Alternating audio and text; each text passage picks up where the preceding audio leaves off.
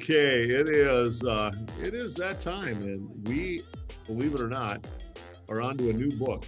Today we dive into the book of Numbers, and so as we have want to do on days where we're introducing new books, we'll lean into the Bible Project and get some of their overview. They'll do a flyover of it for us so we can get some clarity as we begin to read. And so with no further ado, let's get rolling. The Book of Numbers. This fourth book of the Bible carries forward the story of Israel after their exodus from slavery in Egypt. God had brought them to Mount Sinai, and he entered into a covenant with them there. And despite Israel's rebellion, God had graciously provided a way for Israel to live near his holy presence in the tabernacle. So the book of Numbers begins as Israel wraps up their 1-year stay at Mount Sinai, and they head out into the wilderness on their way to the land that God promised to Abraham. Now, the book's storyline is designed according to the stages of their journey. So the first section begins at Mount Sinai, but then they set out and travel to the wilderness of Paran. And then from there, they travel to the plains of Moab, which is right across from the Promised Land. Now, the first part opens with a census where the people are numbered. That's where the book gets its name. And then there are laws about how the tribes of Israel were to be arranged in their camp. So the tabernacle was to be at the center, and then around that, the priests and the Levites, and then around them, the 12 tribes neatly arranged with Judah at their head. Now, this was all an elaborate symbol about how God's holy presence was at the center of their existence as a people. This is all followed by a whole series of laws that develop the purity laws from the book of Leviticus. If God's presence was going to be in their midst, every effort should be made to make the camp pure, a place that welcomes God's holiness. In chapter 10, the cloud of God's presence lifts from the tabernacle and guides Israel away from Sinai out into the wilderness, and immediately things go terribly wrong. So in chapter 11, the people start complaining about their hunger and thirst and how they want to go back to Egypt. And then in chapter 12, Moses' own brother and sister begin opposing and bad-mouthing him in front of all of the people. This trip is not off to a good start. The next section begins as the Israelites arrive in the desert of Paran, about halfway to the Promised Land. And God tells Moses to send out the 12 spies, one for each tribe, so they can scout out the Promised Land. So when the spies all return, 10 of them say that there is no chance Israel can survive there because the Canaanites will destroy them. But there are 2 spies, Caleb and Joshua, who say that God can save them. But the 10 whip up the people into a fearful rage, and they start planning a mutiny. They're going to appoint a new leader and head back to Egypt. So God is understandably angry, and Moses intercedes on the people's behalf. He calls God to be faithful to his promises to Abraham. And so God does, but not at the expense of his justice. He gives these Israelites what they want, to not enter the land. And God sentences this generation to wander in the wilderness for 40 years until they die. Only their children will get to enter the Promised Land. Now, you'd think this severe consequence would wake them up, but it gets even worse. So in the next story, there's a whole group of Levites that begin a rebellion, and they challenge Moses and Aaron's leadership, saying that they have gone way too far. So God deals severely with these Levites, and he renews his commitment to Moses and Aaron as Israel's leaders. Now, as they leave the region of Paran and hit the road, it goes downhill yet again. The Israelites start complaining again about their thirst, and they ask why Moses even brought them out of Egypt in the first place. So God tells Moses to speak to a rock to bring out water for all of the people. But Moses doesn't really do this. He oversteps his bounds. He hits the rock twice and then says, "You rebels, do we have to bring water out of this rock?" So Moses dishonors God by putting himself in God's place as the one who brings out the water. And so Moses brings down on himself the same fate as the wilderness generation. He too will die in the desert and never get to enter the Promised Land. After this, the Israelites rebel yet again, and God brings a very strange judgment on them, venomous snakes to come and bite the people. And so Moses again intercedes on behalf of the people. And God tells Moses to do this, to make a bronze snake and to lift it up on a pole, so that whoever looks at this snake would be healed of the poisonous snake bite. It's a very strange symbol, but it speaks to the challenge that God has by being faithful to his covenant. He's right to bring justice on the Israelites' evil and sin. But even God's justice gets transformed into a source of life for those who will look to God for healing. From here, the people head into the plains of Moab, and the first main part of the section focuses on the strange figure of Balaam. So the king of Moab is freaked out at this huge group of people traveling through his territory. So he hires a pagan sorcerer, Balaam, to pronounce curses on Israel. And 3 different times, Balaam finds that he cannot curse them. He can utter only blessing upon Israel. Remember God's promise to Abraham from Genesis 12. So not only can Balaam not curse Israel, but God actually gives him a vision about a future Israelite king who will one day bring God's justice to all of the nations. This vision recalls Jacob's promise to Judah in Genesis chapter 49. Now, it's worth stopping to reflect on the flow of the book so far. The rebellion stories in the wilderness, they just heap up on one another, getting worse and worse.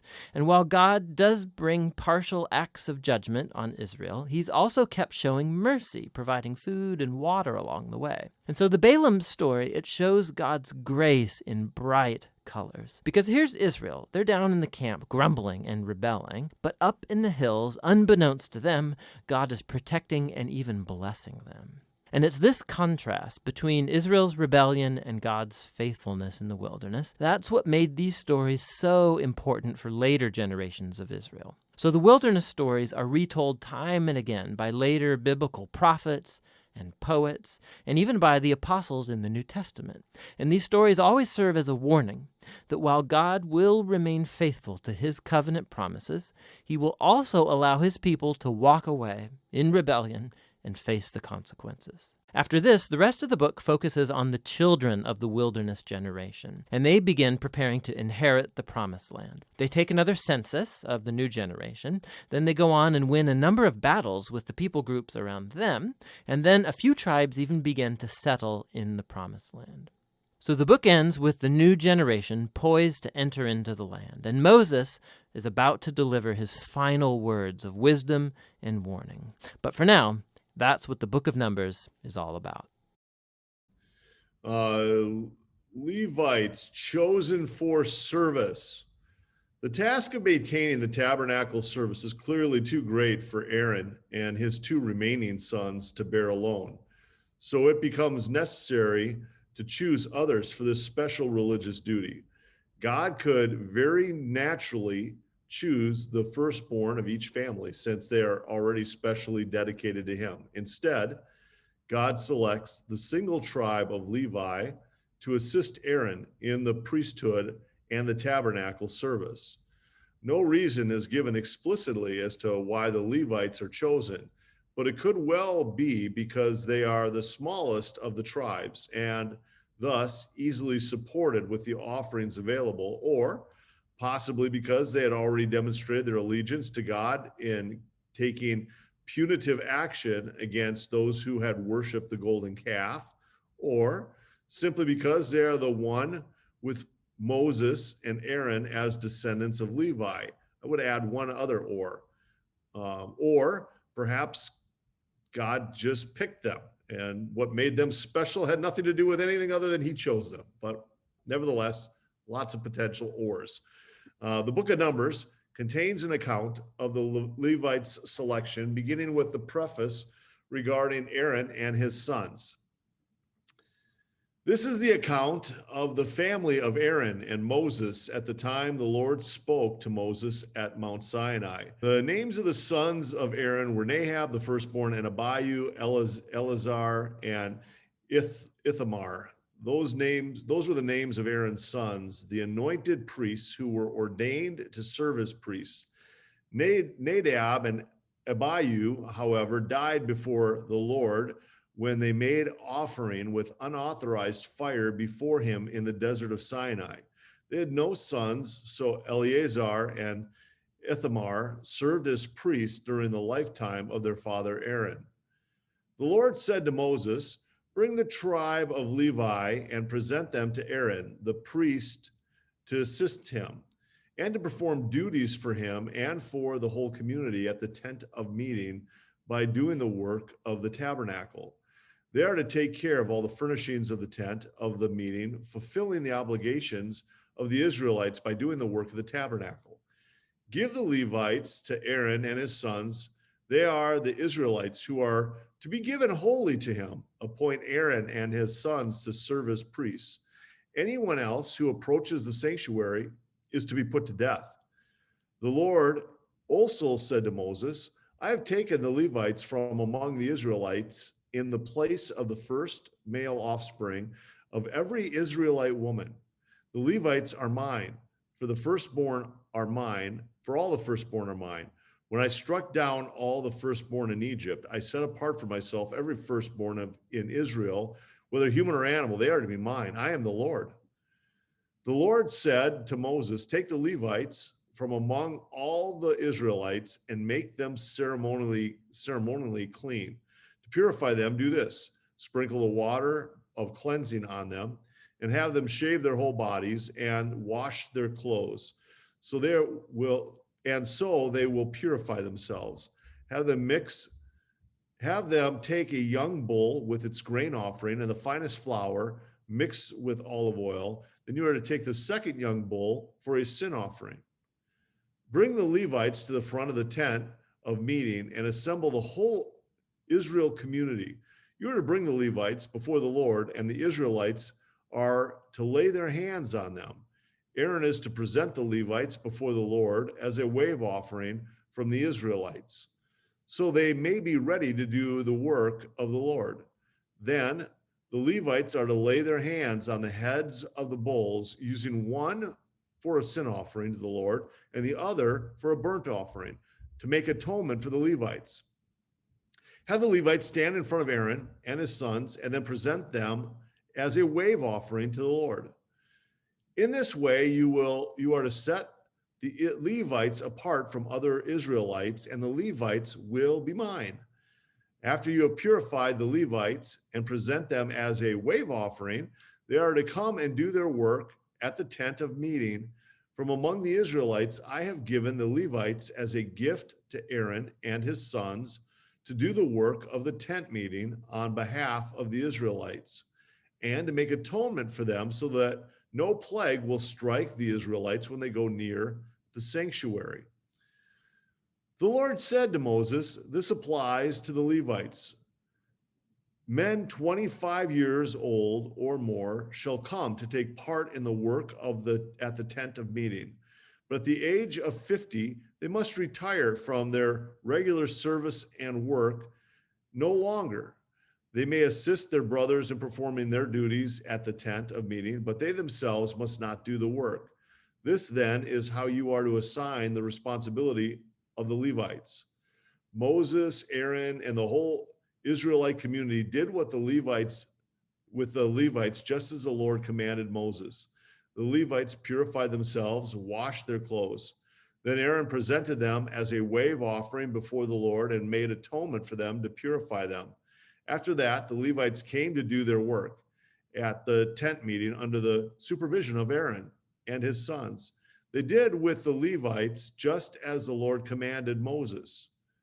The book of Numbers also records many offerings which are brought by the leaders of each tribe as part of the dedication of the tabernacle and the altar. The first offerings are brought on the day the tabernacle is erected. Then more are given each day for 12 days, according to each of the tribes. The prince of each tribe brings the offering on behalf of his people. When Moses finished setting up the tabernacle, he anointed and consecrated it and all its furnishings. He also anointed and consecrated the altar and all its utensils. Then the leaders of Israel, the heads of families who were the tribal leaders in charge of those who were counted, made offerings. They brought as their gifts before the Lord 6 covered carts, and 12 oxen, an ox from each leader, and a cart from every two. These they presented before the tabernacle. The Lord said to Moses, accept these from them, that they may be used in the work at the tent meeting. Give them to the Levites as each man's work requires. So Moses took the cart and the oxen and gave them to the Levites. He gave 2 carts and 4 oxen to the Gershonites as their work required, and he gave 4 carts and 8 oxen to the Merarites as their work required, and they were all under the direction of Ithamar, son of Aaron, the priest. But Moses did not give any to the Kothites, because they were to carry on their shoulders the holy things for which were responsible. When the altar was anointed, the leaders brought their offerings for its dedication and presented them before the altar. For the Lord had said to Moses, each day one leader is to bring his offering for the dedication of the altar. The one who brought his offering on the first day was Nashon, the son of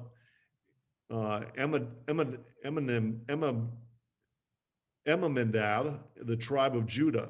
His offering was 1 silver plate weighing 130 shekels and 1 silver sprinkling bowl weighing 70 shekels, both according to the sanctuary shekel, each filled with the finest flour mixed with olive oil as a grain offering, 1 gold dish weighing 10 shekels filled with incense, 1 young bull, 1 ram, 1 male lamb, a year old for the burnt offering, 1 male goat for a sin offering, and 2 oxen, 5 rams, 5 male goats, 5 male lambs, a year old, to be sacrificed as a fellowship offering. This was the offering of Nashon, son of Aminadab. This was the offering of Nashon, son of Aminadab. On the second day, Nathaniel, son of Zuar, the leader of Issachar, brought his offering. The offering what he brought was 1 silver plate weighing 130 shekels and 1 silver sprinkling bowl weighing 70 shekels, both according to the sanctuary shekel, each filled with the finest flour mixed with olive oil as a grain offering, 1 gold dish weighing 10 shekels filled with incense, 1 young bull, 1 ram, 1 male lamb, 1 lamb a year old for burnt offering, 1 male goat for a sin offering, and 2 oxen, 5 rams, 5 male goats, and 5 male lambs a year old, to be sacrificed as a fellowship offering. This was the offering Nathaniel, son of Zuar. On the third day, Elab, son of Helon, leader of the people of Zebulun, brought his offering.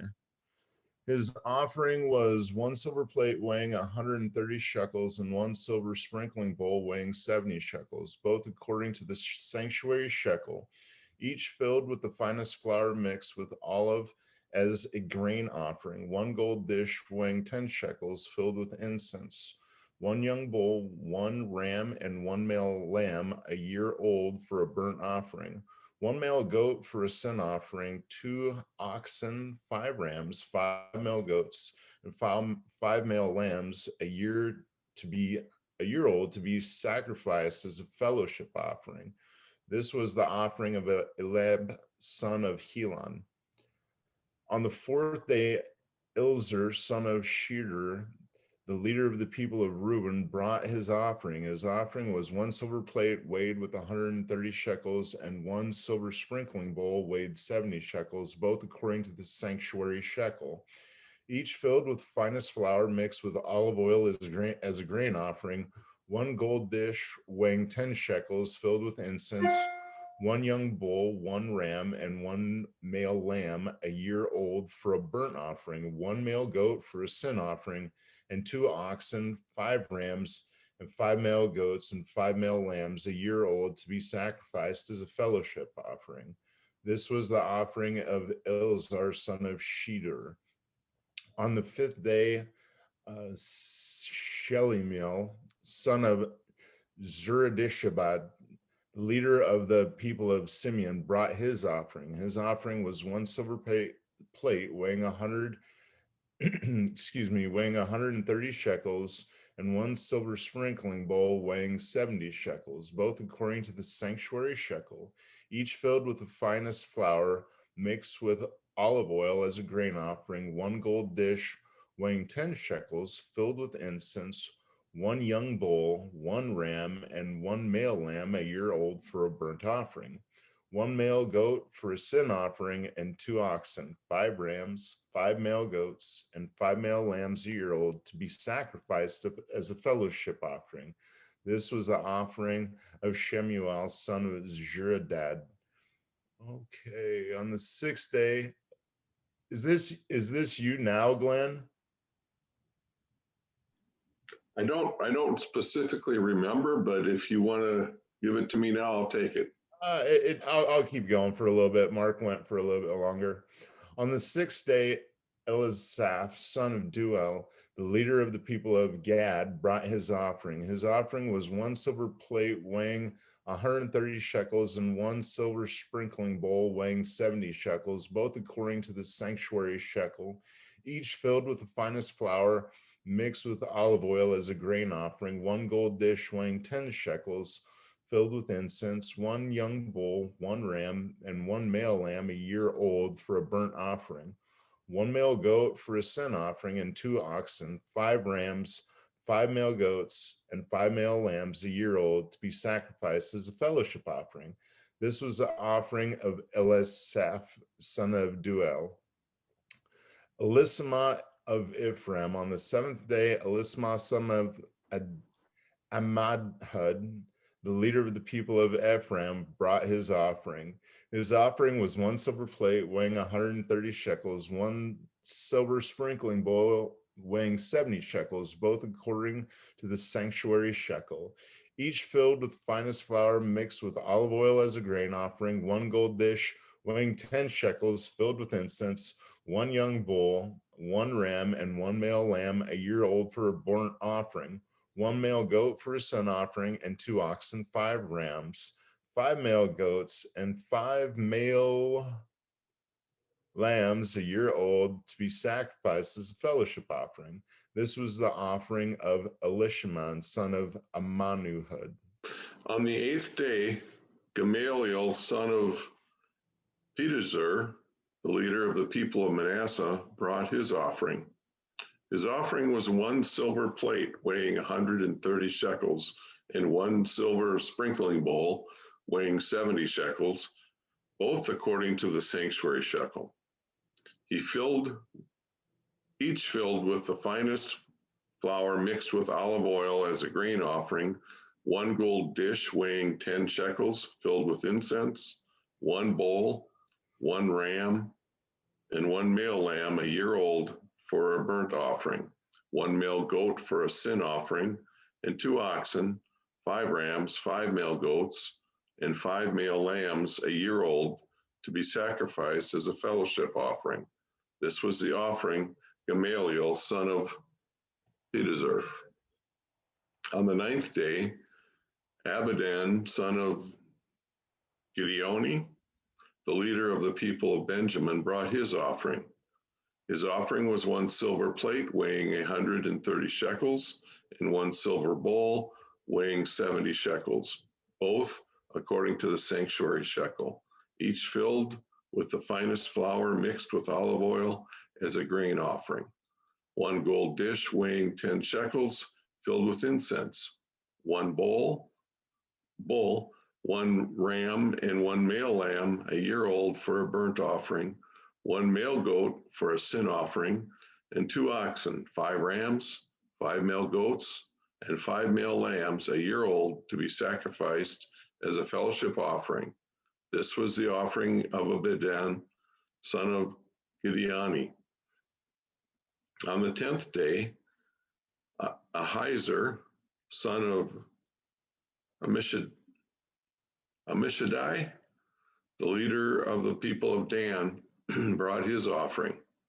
His offering was one silver plate weighing 130 shekels and 1 silver sprinkling bowl weighing 70 shekels, both according to the sanctuary shekel, each filled with the finest flour mixed with olive oil as a grain offering, 1 gold dish weighing 10 shekels filled with incense, 1 young bull, 1 ram, and 1 male lamb a year old for a burnt offering, 1 male goat for a sin offering, and 2 oxen, 5 rams, 5 male goats, and 5 male lambs a year old to be sacrificed as a fellowship offering. This was the offering of Hazar, son of Ammishaddai.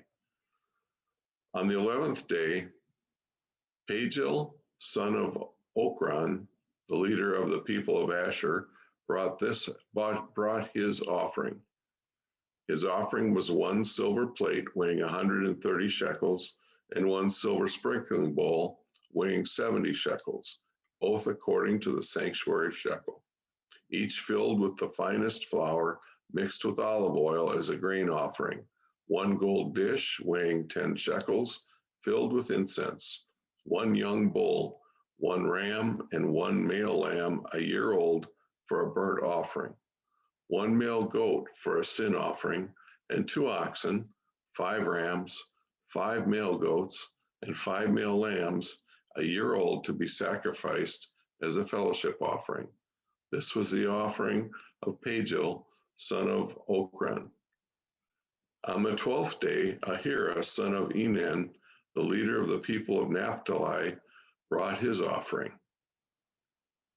His offering was 1 silver plate weighing 130 shekels and 1 silver sprinkling bowl weighing 70 shekels, both according to the sanctuary shekel, each filled with the finest flour mixed with olive oil as a grain offering, 1 gold dish weighing 10 shekels, filled with incense, 1 young bull, 1 ram, and 1 male lamb a year old for a burnt offering, 1 male goat for a sin offering, and 2 oxen, 5 rams, 5 male goats, and 5 male lambs a year old to be sacrificed as a fellowship offering. This was the offering of Ahira, son of Enan. These were the offerings of the Israelite leaders for the dedication of the altar when it was anointed: 12 silver plates, 12 silver sprinkling bowls, and 12 gold dishes, each silver plate weighing 130 shekels, and each sprinkling bowl 70 shekels. Altogether, the silver dishes weighed 2,400 shekels, according to the sanctuary shekel. The 12 gold dishes filled with incense weighed 10 shekels each, according to the sanctuary shekel. Altogether, the gold dishes weighed 120 shekels. The total number of animals for the burnt offering came to 12 young bulls, 12 rams, and 12 male lambs a year old, together with their grain offering.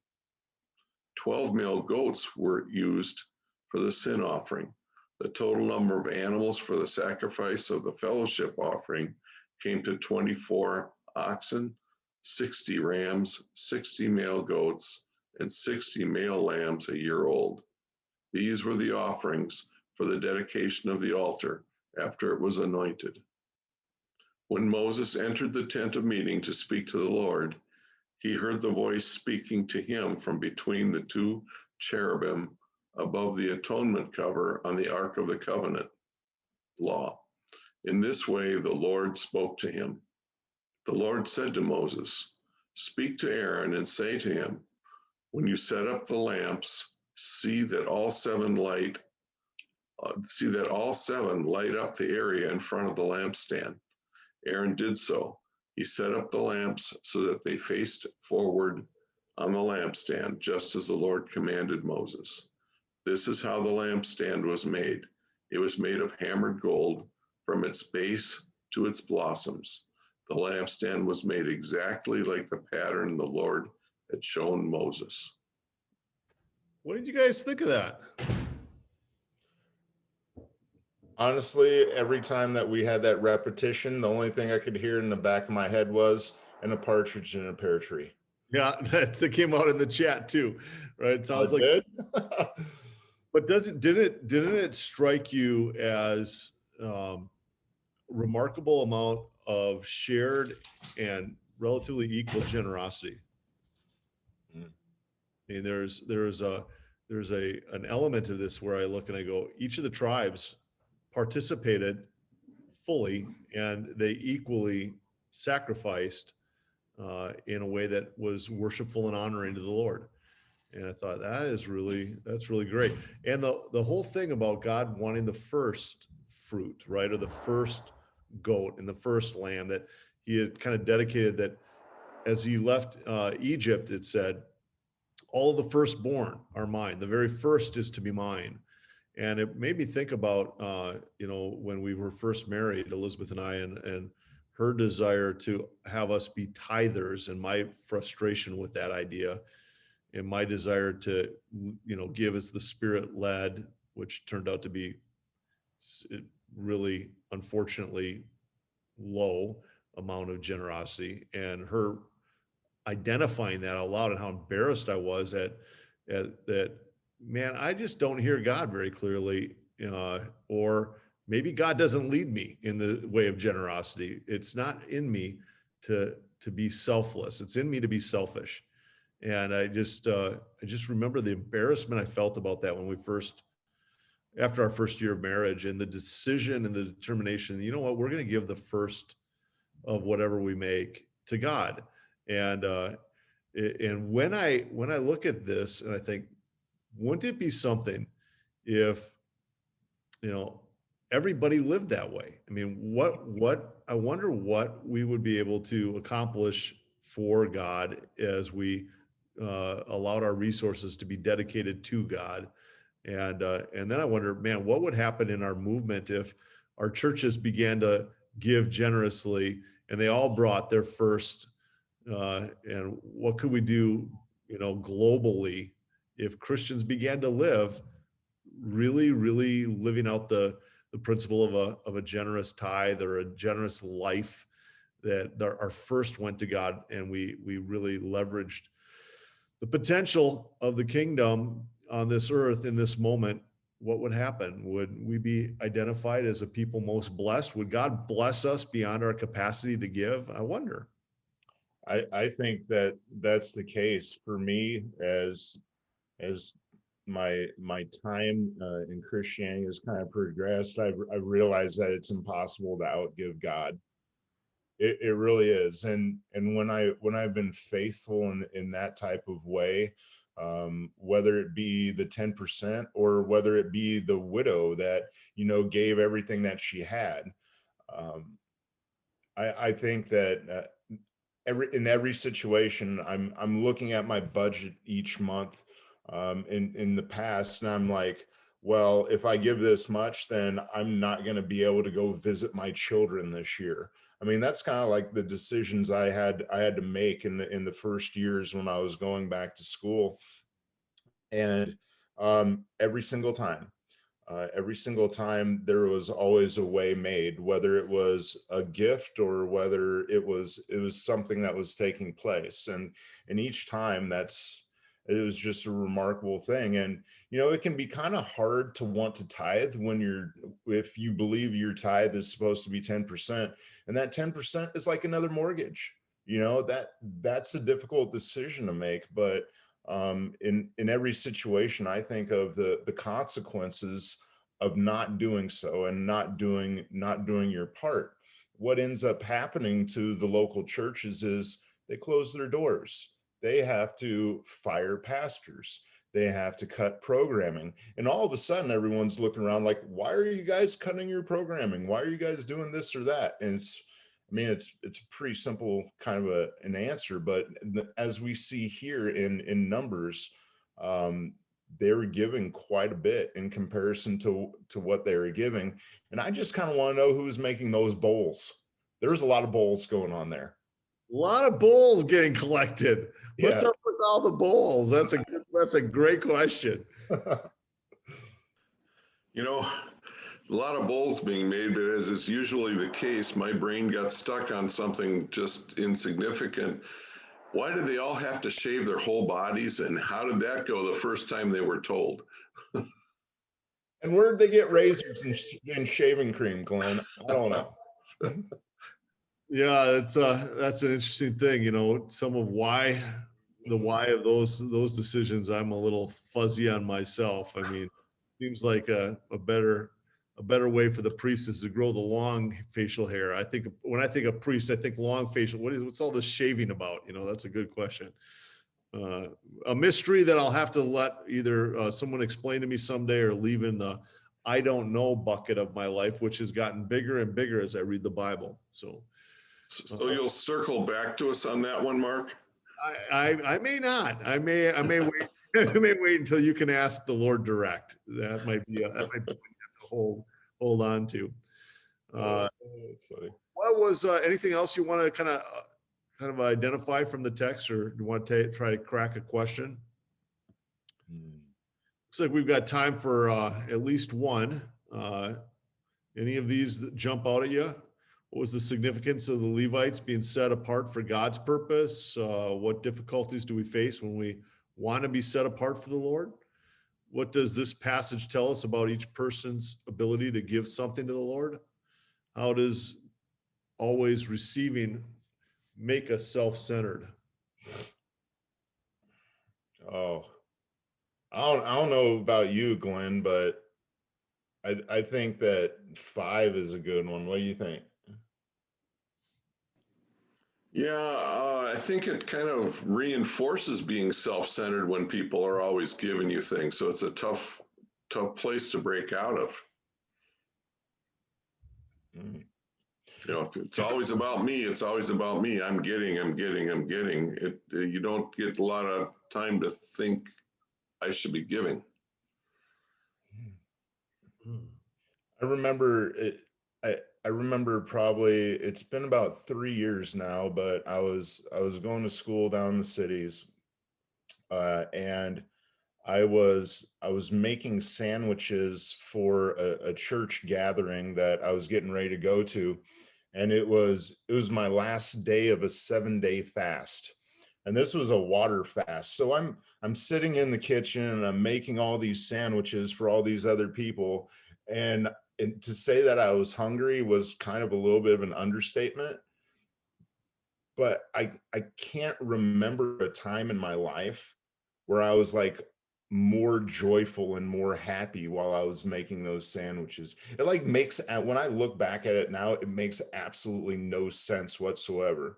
But this idea of giving, even in situations of which every bit of me wanted to, eat one of those sandwiches. But for some reason, that act of giving, it made all the difference for me.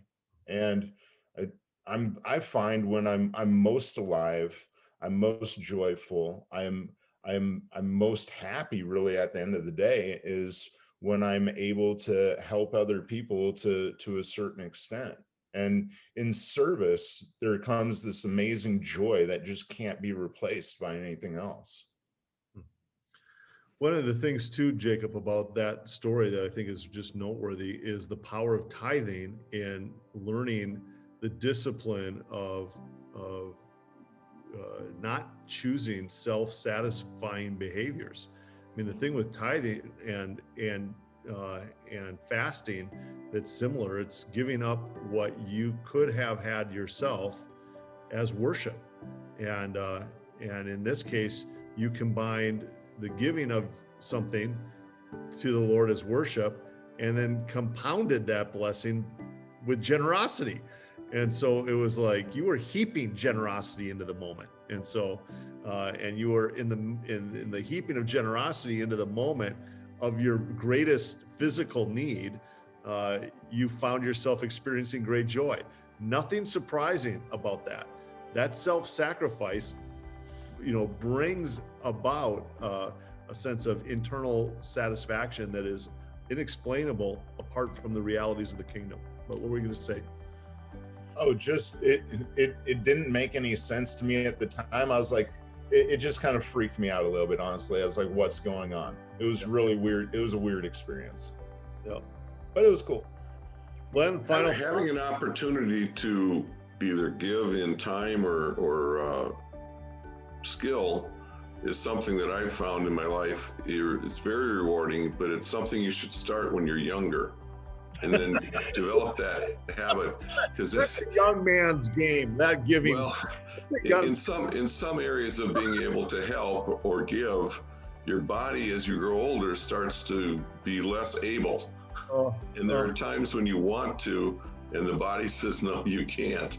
So I would encourage everyone to develop that habit of serving others in some way when you're young, so that when you do get older and it's more difficult to do some physical things, you've already developed that pattern and that habit. Generosity, I hear what you're saying. It's generosity and fasting and those kinds of things are like learning a new language. It's easier to learn when you're younger. And then maintain it through your life. But Father God, thank you so much for being generous to us and continuing to shower us with blessing. Continue to draw our hearts near you and allow us to continue to grow in grace as we saturate ourselves with your word. I appreciate so much these men, and for us in this moment, the chance to have studied together. And we ask, Lord, that your blessing would be on all of us who read and press into your word as we try to navigate the day. In Jesus' name, amen. Amen. Favor and blessing. May God's peace, his shalom, be evident in your life. See you, gang. Bye, everyone. Hey, Glenn. See ya.